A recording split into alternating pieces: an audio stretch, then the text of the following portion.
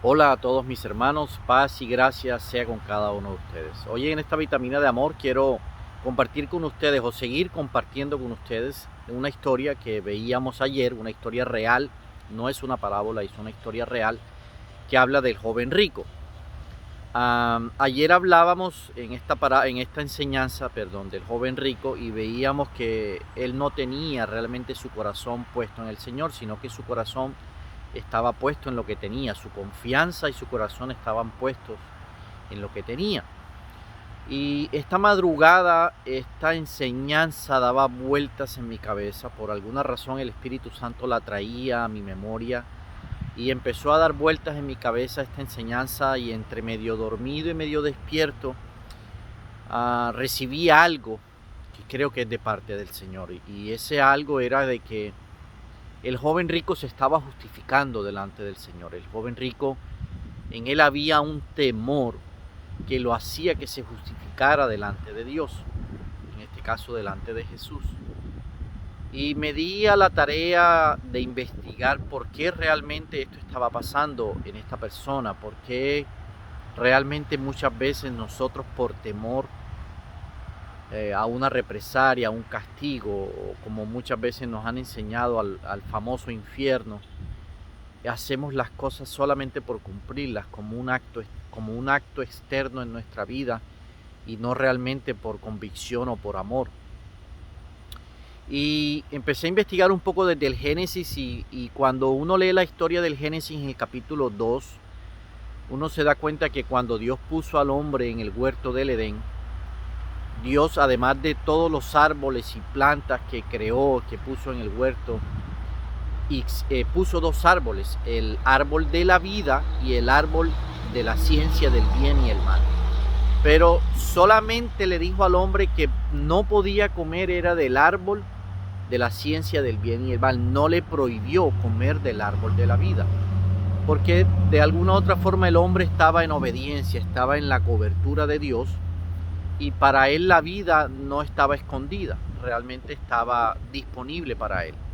Una vez que el hombre peca y come del árbol de la ciencia del bien y el mal, es cuando Dios le prohíbe o se encierra el árbol de la vida. Dice que pone ángeles, pone un ángel con una espada revolviendo para cuidar el camino del árbol de la vida. O sea, ahí es cuando Dios le dice que de ese árbol no puede comer. Ahí es cuando se lo prohíbe una vez que el hombre peca. Y en el transcurso de la palabra, en el transcurso del Antiguo Testamento, hay muchos versículos que nos hablan de la vida. Incluso cuando Dios le da los mandamientos al pueblo de Israel en Deuteronomio capítulo 5 y capítulo 6, le dice que los cumplan para que tengan vida y lo repite muchas veces para que tengan vida. Cuando también vemos el libro de Daniel, en el libro de Daniel capítulo 12, Dios habla de que los que están en el polvo de la tierra, algunos serán despertados para vida eterna y otros para vergüenza y confusión perpetua. Entonces para los judíos, como este era el caso del joven rico, no era desconocido realmente la vida eterna, no era desconocida que efectivamente había una vida eterna. Y se creía que entrar a la vida eterna o poder acceder a la vida eterna era a través del cumplimiento de los mandamientos, porque como les dije ahorita, Dios recalca que a través de los mandamientos podíamos tener vida, a través de cumplir los mandamientos podíamos tener vida. Entonces para el joven rico no era desconocida la vida eterna, más en él había un temor de ganarse la vida eterna, había un temor de que por alguna razón él no se ganara la vida eterna. Por eso él, cuando ve a Jesús, va a Jesús y le dice, ¿qué debo hacer para ganarme la vida? O sea, había un temor en él de que por alguna razón o que por algo que no hiciera o dejara de hacer, no se ganara la vida eterna. Y pienso que hoy en día, cuando lo traigo a nuestra vida, analizando también un poco mi vida y analizando un poco esto que el Espíritu Santo me quiso transmitir, a veces en nuestra vida hay ese temor, nos han inculcado un falso concepto del infierno, por así decirlo, que entramos en ese temor como el joven rico de no caer en una condenación eterna.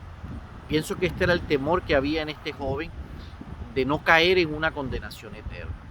Y hoy en día nos han inculcado tanto miedo y tanto temor en esta condenación eterna que muchas veces empezamos a cumplir los mandamientos como un acto externo, como un acto que nos puede evitar esa condenación eterna que hablaba Daniel y que mal nos han enseñado hoy en día. Porque lo digo mal porque realmente no es eso lo que Dios quiere para nuestra vida.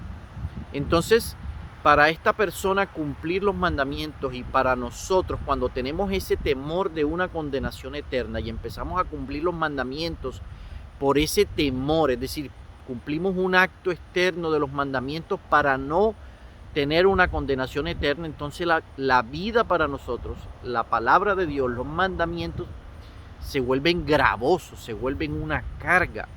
La primera carta de Juan en el capítulo 5, versículo 3 dice que el amar a Dios, es decir, cuando yo amo a Dios, dice este versículo, dice que guardo sus mandamientos, pero que al guardarlos no me son gravosos, porque lo estoy haciendo por amor, no por temor. Cuando yo lo hago por temor, entonces me son gravosos, pero cuando lo hago por amor, no son gravosos a mi vida. Y el ser gravoso, el significado de esta palabra quiere decir que es una carga, es un peso que yo empiezo a llevar en mi vida por tratar de hacer algo que no lo estoy haciendo por convicción o por amor. Y pienso que esta enseñanza del joven rico era lo que quería el Espíritu Santo transmitirme esta mañana y decirme que cuando nosotros hacemos las cosas para Dios, cuando nosotros empezamos a hacer cosas para Dios, a cumplir los mandamientos o incluso a servirle a Dios, pero no lo hacemos por amor, sino por temor, entonces empieza a ser una carga, empiezan a ser gravosos para nuestra vida. ¿Y cómo sé yo si lo estoy haciendo por amor o por temor? Bueno, sencilla razón, cuando sientes que es una carga, cuando sientes que es un peso, cuando sientes que te cuesta, cuando se te vuelven una camisa de fuerza los mandamientos, entonces en ese momento tú estás haciendo como el joven rico, lo estás haciendo por temor a una condenación y no lo estás haciendo por amor. Cuando tú lo haces por amor, no tienes temor a nada, porque sabes que estás haciéndolo por amor. Cuando nosotros estudiamos el segundo libro de Corintios, en el segundo libro de Corintios habla un poco del nuevo pacto. Y dice que el nuevo pacto fue creado por amor. ¿Por qué? Porque en el antiguo pacto estaba creado era por la letra de los mandamientos, por el cumplimiento. Y dice que la letra mata, pero el espíritu, es decir, el nuevo pacto vivifica.